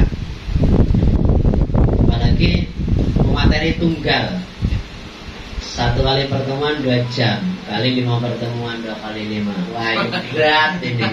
Ngalah-ngalahi Pak Mujib ya. Pak Mujib bersajam tok kok pengen. Jadi ini ada cerita lagi. Jadi bahan baku saya harus banyak ini, lebih Pak Mujib bahan bakunya. Ada cerita seorang kiai atau gus dari Pasuruan. Ketika itu sowan protes kepada Kanjeng Romai Latif. Sowan protes kepada Kanjeng Romai Latif. Romai Yai, saya ini ngamalkan sholawat Wahidiyah 2 kali 40 hari. Sudah saya amalkan sesuai dengan tuntunan, tapi gak ada perubahan sama sekali. Piye itu? Itu berani begitu kepada Kanjeng Romai Latif. 2 kali 40-an gak ada perubahan. Apanya yang salah katanya? Nah, Kanjeng Romai Latif ya santai. Sebentar saya ke belakang. Saat itu beliau masih ngerokok, garpit rokoknya, garpit filter. Garpit ya, di sini garpit. Kemudian ke meja tamu yang kentongan itu diiris di depan Yai Pasuruan itu. Diiris saja dengan pisau dapur stainless apa tuh pisaunya. Setelah itu ya bekas bapaknya kelihatan. Menurut kamu gimana ini pisau? Mantep Kanjeng Romo, tajam ini. Betul ya, tajam ya. Ya buktinya hancur tuh rokok, 3 batang rokok langsung diiris. Nah, dibanting sama beliau, pisaunya dikaget dia, gak menyangka, dibanting ke marmer itu, ke bawah. Nah, pisaunya gak apa-apa. Pisaunya gak apa-apa. Diambil sama beliau. Tapi pisaunya gak apa-apa, marmernya gak apa-apa. Kalau tadi rokok hancur, tapi marmernya gak apa-apa, gak cuy, gak apa. Menurut kamu apa ini? Ya, ibroh atau pelajaran yang bisa kamu petik ini apa? Ya. Saya memberikan tamsil seperti itu. Pelajaran yang bisa kamu petik itu apa? Bingung ya. Baik, saya jawab, tak jawab dewe kan gitu. Nah, gini. Sampean 40 hari berturut-turut selama 2 kali. Artinya 80 hari sudah ada yang amalkan. Tapi gak ada perubahan. Kalah dengan orang biasa, yang 40 hari sekali langsung banyak perubahan. Bahkan belum 40 hari pun, baru 15 hari, baru 20 hari udah banyak perubahan tuh banyak. Udah merasakan wahidiyah. Itu ada masalah. Masalahnya bukan di wahidiyahnya, tapi di kamunya. Di kamunya, yang lain bisa kok, bahkan ratusan ribuan jutaan pengamal wahidiyah itu prosesnya sama seperti kamu 40 harian dan banyak perubahan. Tapi kamu ini masalahnya apa? Ini nanti saya jelaskan. Seperti itu. Ketika orang lain mengamalkan 40 harian, ya, kemudian belum 40 pun bisa merasakan, itu dikarenakan cara pengamalannya tepat, baik, kaidah-kaidahnya diterapkan, SOP-nya dilaksanakan, akhirnya dia merasakan asrornya wahidiyah. Sedangkan kamu, saya tanya, ketika sampai mengamalkan sholawat wahidiyah itu, baik itu sebelum mengamalkan ataupun saat mengamalkan, hati pikiran kamu ngapain? Nah, saya itu ngen-ngen yai saat itu, ngen-ngen. Kok saya selalu mengamalkan ya Sayyidi Eram, kok dikit banget gitu loh. Ya Sayyidi Rasulullah setengah jam, sedikit banget. Pak ampuh perasaannya, perasaan itu. Yang kedua, ketika mengamalkan wahidiyah, dia masih punya pikiran, punya perasaan. Saya punya banyak murid dan punya santri dan kitabnya banyak kok. Jadi kitab termasuk Ihya berapa set begitu, Sahih Bukhari berapa set begitu. Biar itu. Saya ngamalkan sholawat wahidiyah dari gedung lo, pondoknya elek dan seterusnya, dan seperti itulah yang kita lihat secara kasat mata. Kemudian saya melihat saya sendiri, kitab saya berjejer bagus. Dalam hatinya itu, apa mungkin kemudian wahidiyah ini lebih ampuh dari yang lain? Masih seperti cerita beliau. Nah itu dia penyakitnya. Dalam dunia tasawuf itu namanya ujub, ya, merasa dan takabur, merasa. Perasaan-perasaan inilah yang menjadikan kamu tidak bisa merasakan wahidiyah, terhijab, terhalang. Ya. Sebenarnya penyakit yang kamu rasakan itu dampaknya banyak, bukan hanya terhadap pengamalan sholat wahidiyah. Mungkin amal-amal kamu juga sama, gitu kan, malah dijelep-nih beliau. Mungkin amal-amal kamu juga begitu, ketika sampai ngamal merasa paling alim, merasa kitabnya banyak.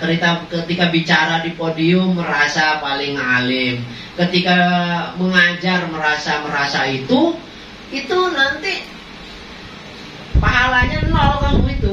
Bukan hanya mengamalkan sholat wahidiyah gagal, tapi amal-amal dari perbuatan yang kamu lakukan itu bisa jadi sama seperti kegagalan sampean ngamalkan sholawat wahidiyah. Nangis pak, gitu kan. Dia kan yang romo, dia romo yai satu masih romo yai. Iya, saya masih merasa itu ketika mengamalkan. Dalam wahidiyah, kenapa orang itu cepat merasakan wahidiyah? Karena ketika mengamalkan sholawat wahidiyah, mereka melepaskan sisi kemanusiaannya. Ya, pangkatnya hilang, merasa punya harta hilang, kepinteran hilang, ya, ketampanan, kemampuan, kekuatan hilang, dilepaskan semua. Ya.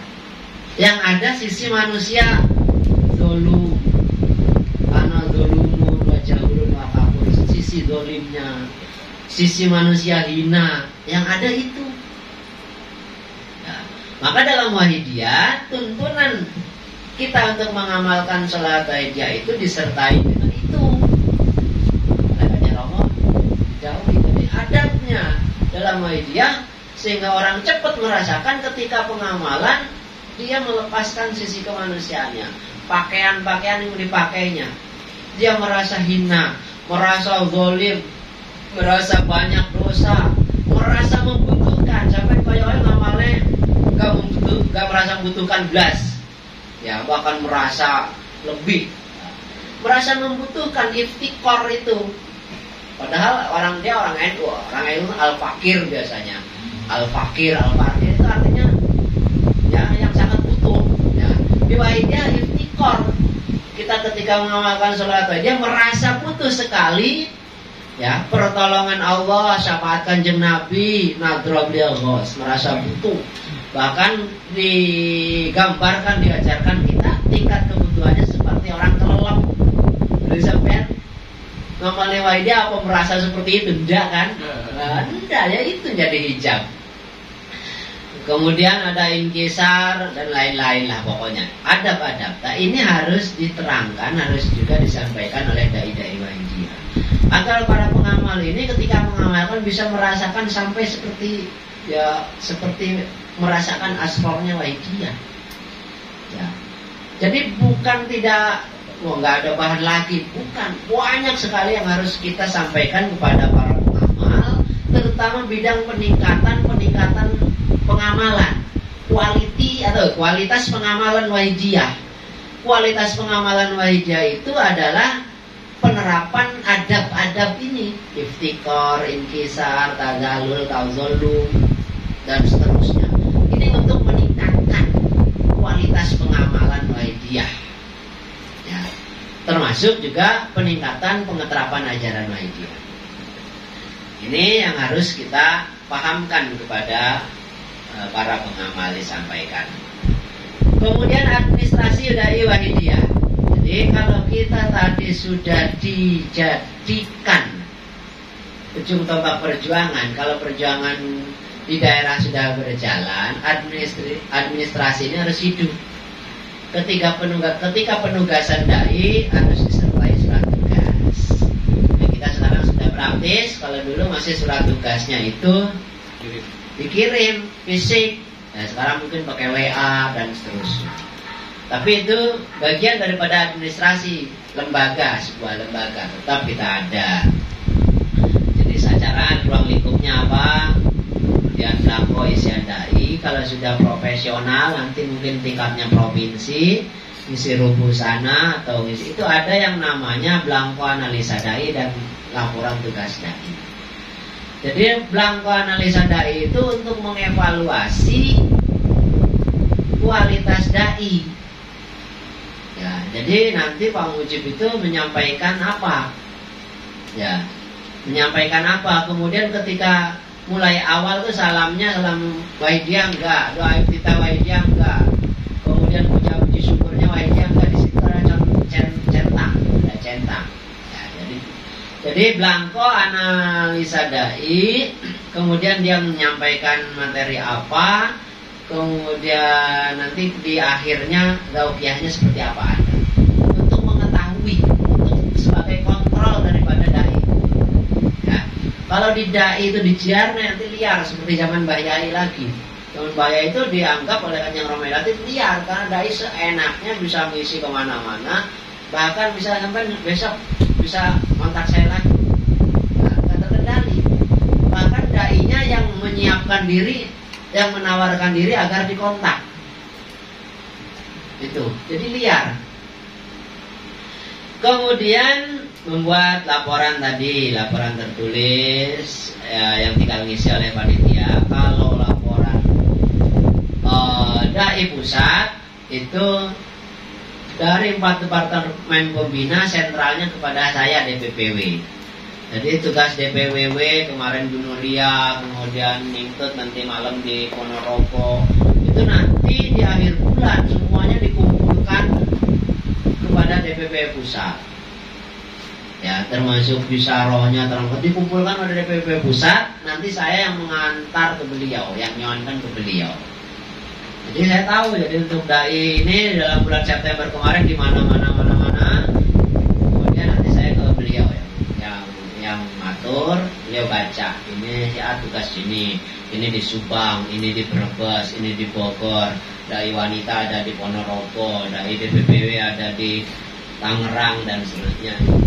Beliau baca regulasinya, kemudian si Mujib sudah berapa kali, Bu Nuriyah sudah berapa kali saya Nanti besok yang tugasnya di sini si A.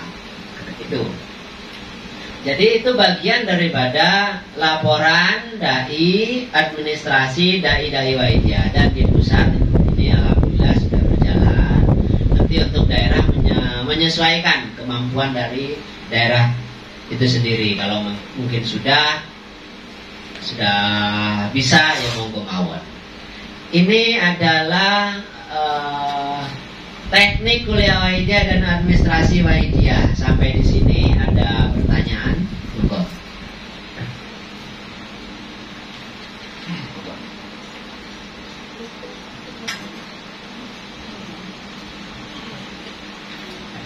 Baik, izin bertanya terkait memposisikan atau memposisikan kita sebagai corong beliau Kanjeng Romo tugas dari Wahidiyah, di samping yang tadi disebutkan dengan melaksanakan mujahadah peningkatan iman itu selama 3 hari, kemudian berusaha berhubungan dengan beliau dan seterusnya. Mungkin dari Pak Kiai ada pengalaman bagaimana itu bisa diraih dengan tepat oleh para dai sendiri. Itu pertanyaan dari saya. Oke. Mungkin sekalian yang lain bisa saya jawab. Ada Pak?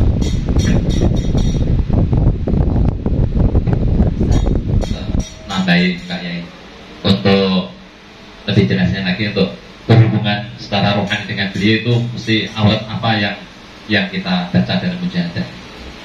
Terima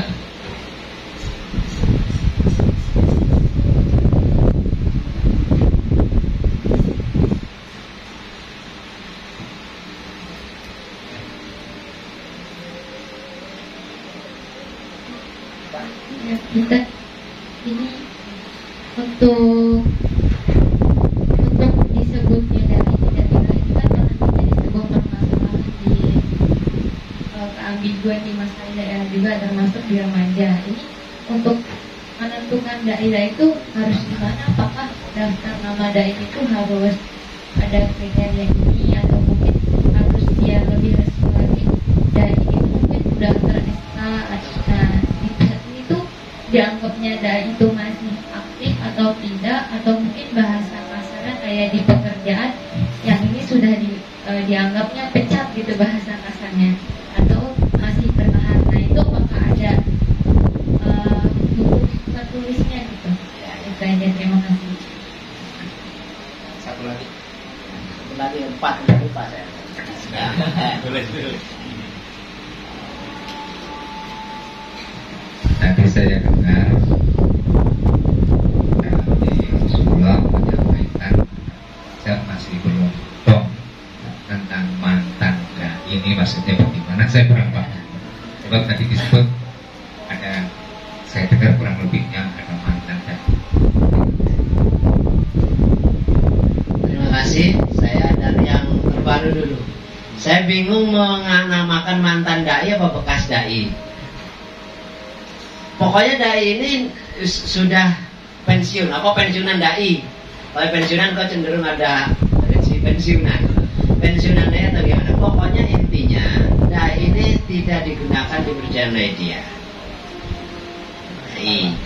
Satu, dengan berbagai macam pertimbangan, ya itu internal pusat. Internal pusat. Dai ini sudah tidak dipakai. Yang mungkin beberapa tahun yang lalu, saat sebelum COVID dan seterusnya, kita sering pakai dai itu dan seterusnya, sekarang sudah tidak dipakai. Bahkan dalam draft dai yang biasa saya ajukan, itu memang ada beberapa dai yang di plat kuning.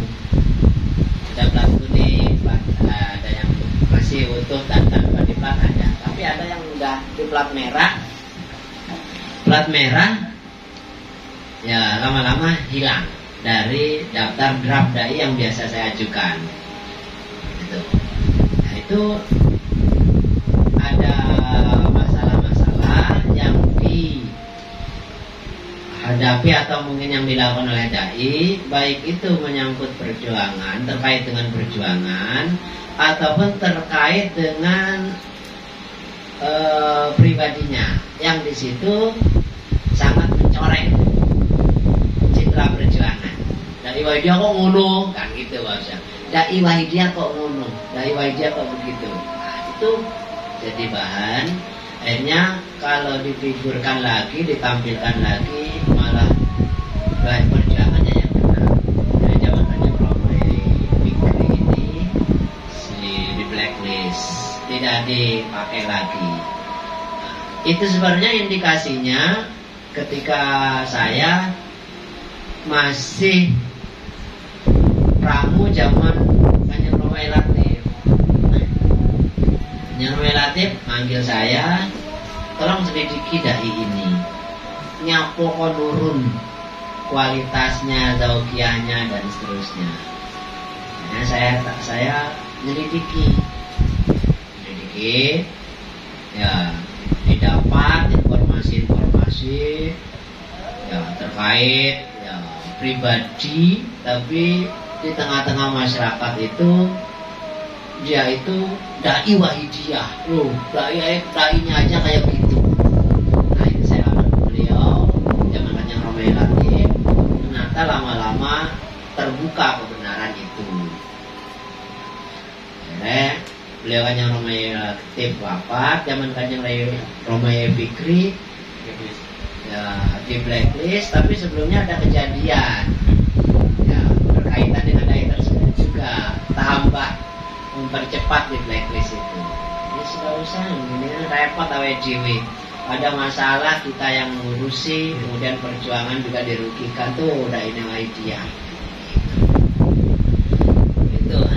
Kemudian yang kedua di dalam Wahidiyah, saya bertanya Mbak ini, memang masih saat ini saya belum ada ketentuan aturan dai itu di SK kalau di pusat tuh. Dai itu tumbuh begitu saja dengan sendirinya. Ketika beliau Kanjeng Romo mengetahui ini ditugasi, ini coba jadikan dai, begitu aja udah alami, tanpa SK di pengukuhan bahwa Anda seorang dai pusat, tidak ada. Ya, jadi alam aja itu yang mengakui bahwa ini dai pusat seperti itu. Ya, untuk kita di daerah mungkin sedikit berbeda dengan di pusat.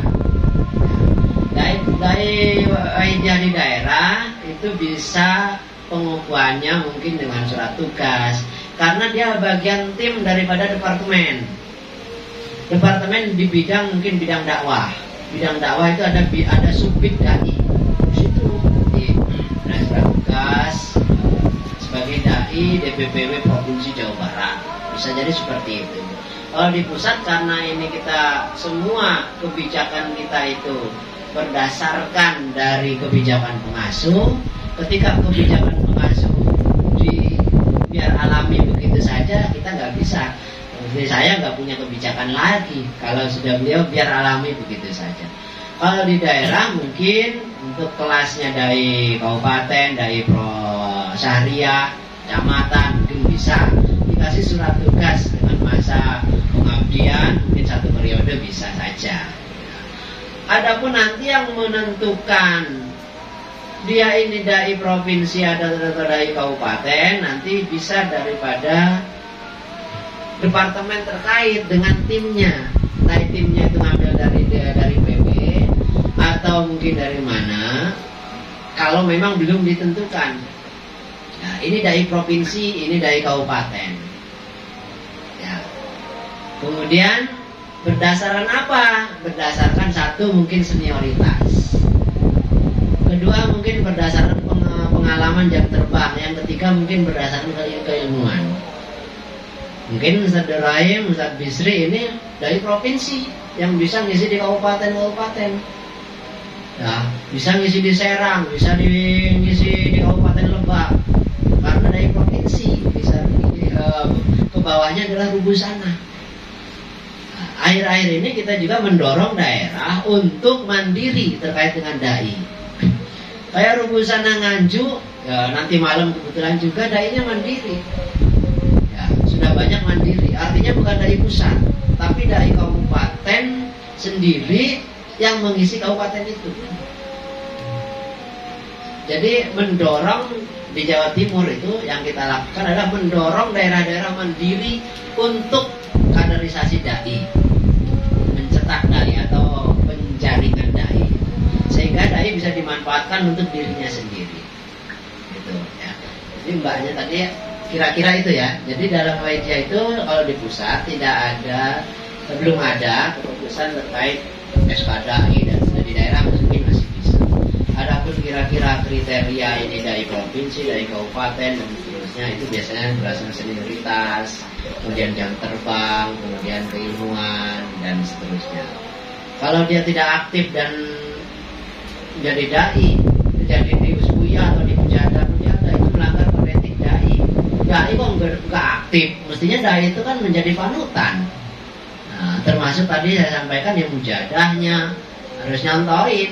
Dai kok Usbuyanya nggak aktif, padahal dia dai, dia hanya datang wae seharian karena tugas. Nah, itu namanya tidak etis. Dai sebagai dai ya sebagai pengamal ya lepaskan baju kedaiannya, lepaskan jabatannya. Saya tadi nyontohkan, saya ketika di Pramu mungkin ya, Pramu ketika di jamaah saya dimuliai orang karena saya warga, saya rakyat biasa, jamaah seperti itu. Jadi bisa memposisikan. Pertanyaan dari mbaknya, kemudian dari pertanyaan dari Ustaz Rahim tadi apa ya tadi? Aurat khusus dengan beliau untuk memposisikan kita sebagai corong.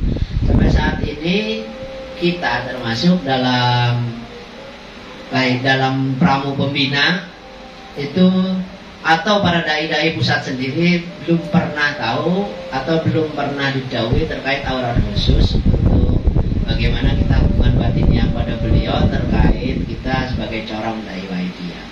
Namun para dai dan kita ini ikhtiar sendiri-sendiri masing-masing dengan mulaim, dengan kedudukan beliau, kepantasannya seperti apa, memposisikan beliau bahwa kita adalah orang-orang yang dipinjami jubah kebesaran beliau. Maka kita harus merasa itu. Maka ketika kita adalah orang yang merasa orang yang dipinjami jubah kebesaran beliau, merasa sebagai corong beliau, maka hubungannya ini berarti kepada beliau, hubungan batiniannya. Apa yang kita baca ya, salah satu contohnya, saran saya mungkin perbanyak Fatihah.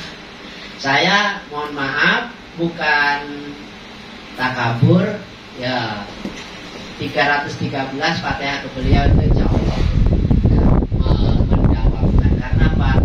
IEB dalam struktur adalah beliau atasan saya dalam struktur ya, guru kita lah ibaratnya. Ya kita harus menggantungkan.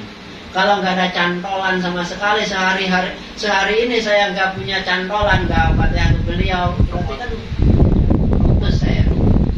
Apalagi kita kalau mau sholat itu saya mohon maaf sekalipun di pusat dekat saya penyongsongan misalnya, penyongsongan saya.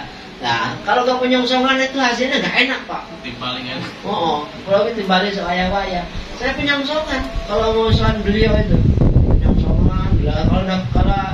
Kalau mau satu penyongsongan enak tuh. Beliau wah senang begitu komunikasi, terdauh-dauh itu senang gitu. Ketika agak penyongsongan takut saya seperti ketakutan tersendiri. Sebenarnya nggak apa-apa beliau ketakutan. Nah, beliau dauh sedikit itu seperti halnya Kanjeng Romo.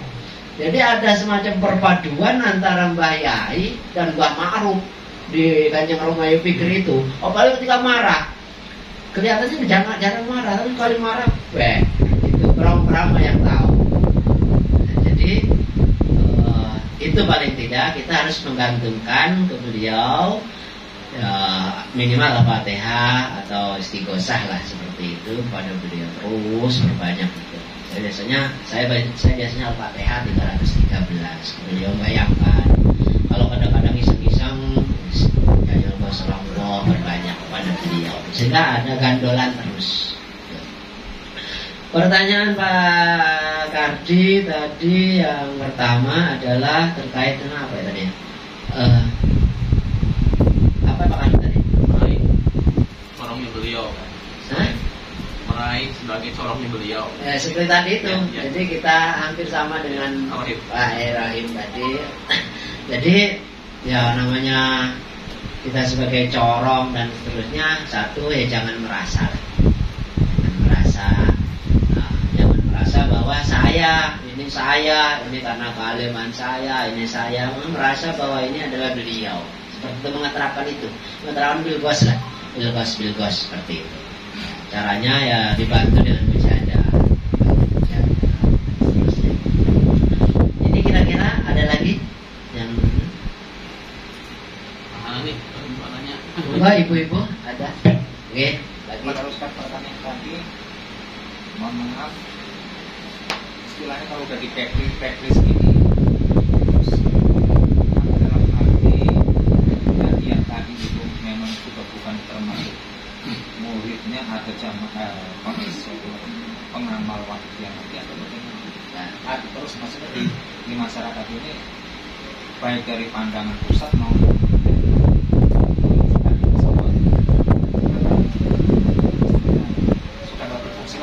ya, kalau di kedaiannya itu memang sudah tidak digunakan oleh pusat. Nah, kita tidak memakai dai tersebut. Kemudian kalau di kepengamalannya kan nafsi dia untuk mengamalkan idea. Jadi sampean itu mengamalkan idea tanda itu kan sampean. Yang butuh itu idea, butuh sampean, apa sampean butuh idea kan begitu. Enak namanya. Sampean butuh idea tetap mengamalkan.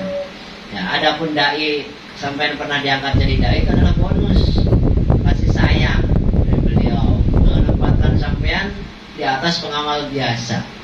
Itu kan bonus, sebuah kehormatan. Jadi yang putus hubungan itu adalah jabatan kedaiannya sebagai dai pusat. Ya. Adapun kepengamalannya dalam waidah itu urusan yang bersangkutan.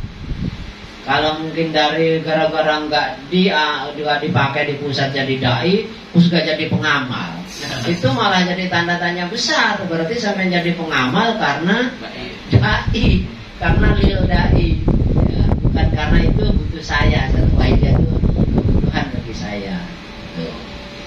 Jadi seperti itu.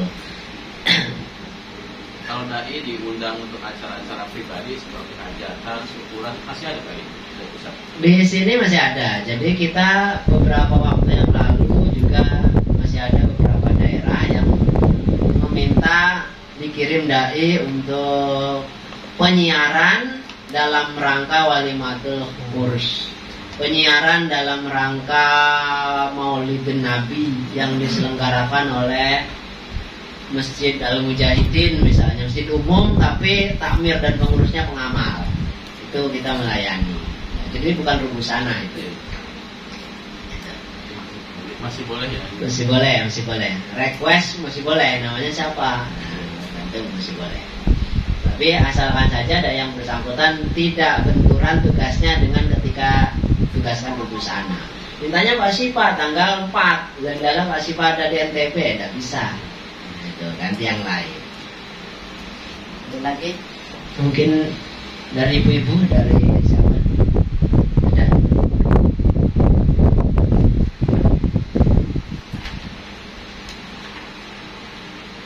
Sudah cukup atau lanjut? Ini materinya mau habis sebenarnya. Udah habis, tinggal kode etik dari. Ya.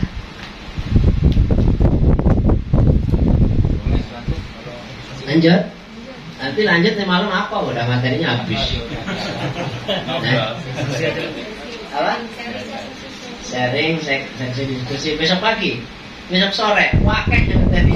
Sesinya akeh, materinya habis.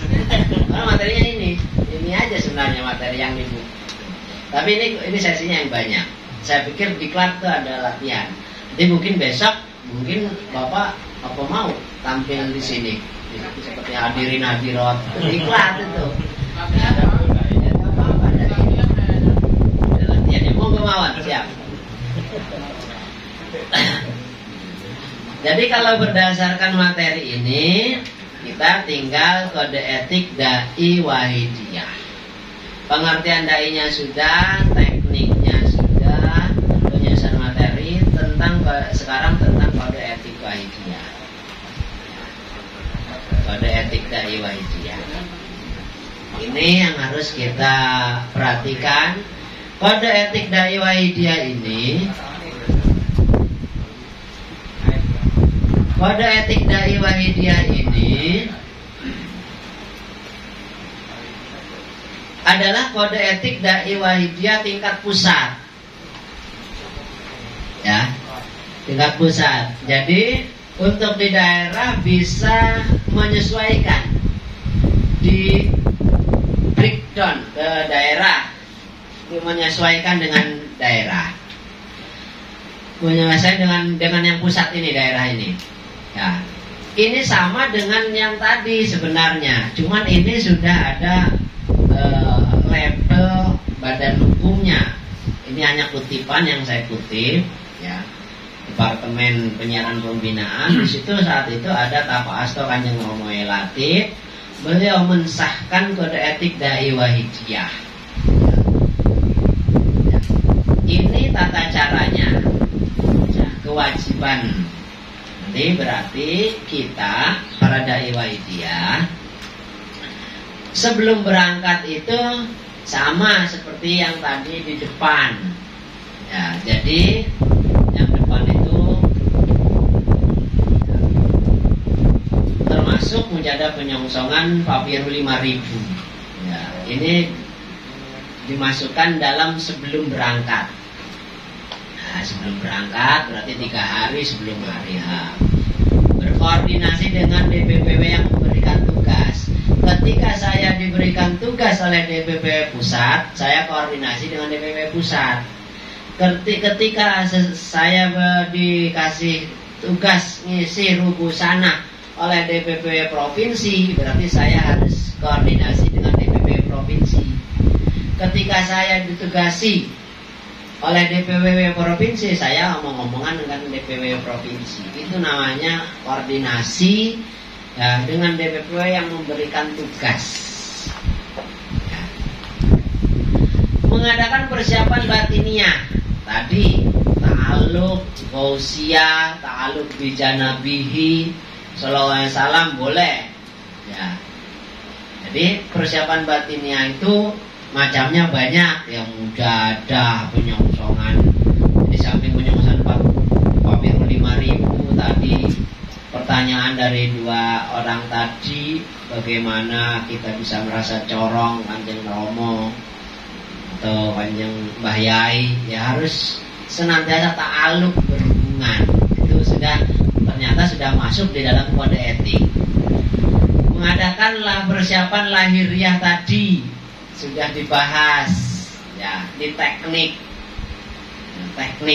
Ini teknik yang saya sampaikan di awal sudah masuk kode etik. Kemudian sentuhan akliyah dan nakliyah, sentuhan zaukiyah, sentuhan adab pada kos. Artinya Dai Wahidiyah itu, ya, ada ilmiahnya. Artinya ada ilmiah, ada pengertian-pengertian yang disampaikan, juga ada zaukiyahnya. Pengertian itu penting. Itu namanya sentuhan akliyah. Tadi pengertian adab itu apa, pengertian tadzalul itu apa, pengertian tadzalum itu apa, itu namanya sentuhan akliyah. Jadi pengetahuan lah, pengetahuan. Akalnya diterima, oh ini, oh saya mujadah harus tadzalum, pikirannya paham, ngerti. Jadi pemahaman. Kemudian tauqiyah, penerapan dalam hati. Harus betul-betul yang disampaikan itu bisa diterapkan dalam hati, kemudian keluar dari lubuk hati dan seterusnya disampaikan melalui lisannya. Nah, sebelum berangkat juga menghubungi DPP daerah, komunikasi, kondisi pengamalnya, transportasinya, ada pakai beca dari pulbis tadi atau dijemput, monggo. Kemudian pakaian sesuai dengan budaya perjalanan Wahidiyah, sopan dan simpatik, baik dalam perjalanan maupun di tempat tugas. Ya, jangan sampai dalam perjalanan mungkin celana pendek, boleh, atau pakai celana kiwir-kiwir kayak anak pang, ya, dan seterusnya, tidak boleh.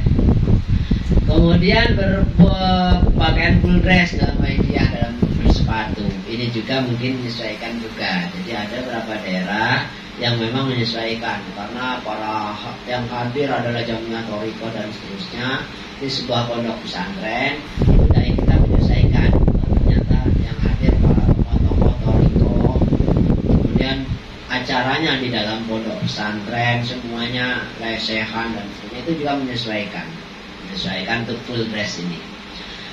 Dan kalau terpaksa boleh berpakaian sarung.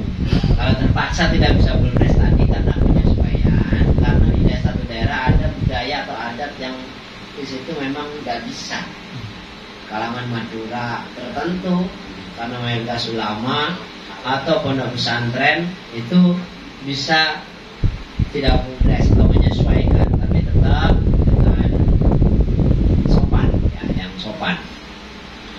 Memakai jas dan berdasi ketika nyamain kemuliaan, membawa lembaran selawat dan kartu nida, ini kewajiban sebelum berangkat.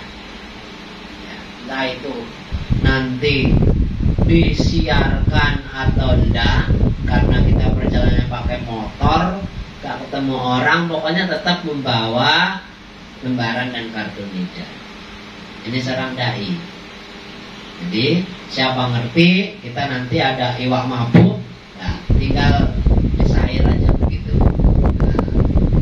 Maaf, saya potong, maaf sekali menyampaikan semalam ada pertanyaan dari Pak Usman dan juga sama itu masalah mujahadah hizbiyah ada sahih, kalau pas ada acara ini tanggal ada sama hizbiyahnya atau sahihnya diundur apa dimajuin, apa cukup dengan busana atau selesai? Ya.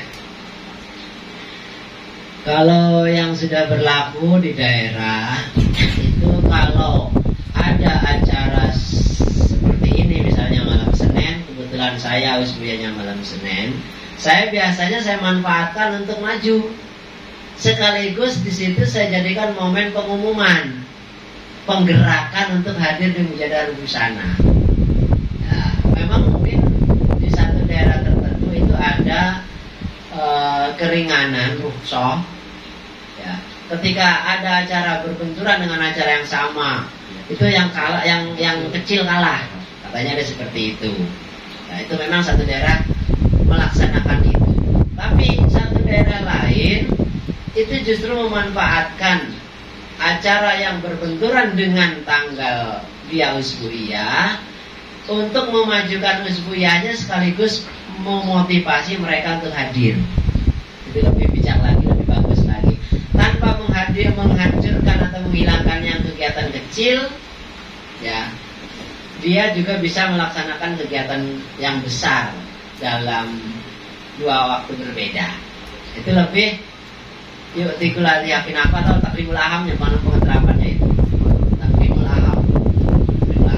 Jangan istilahnya mentang-mentang saya punya keringanan sholatnya bisa dijamak, wah pokoknya memanfaatkan itu libur alhamdulillah. Saya sholat Pak, saya itu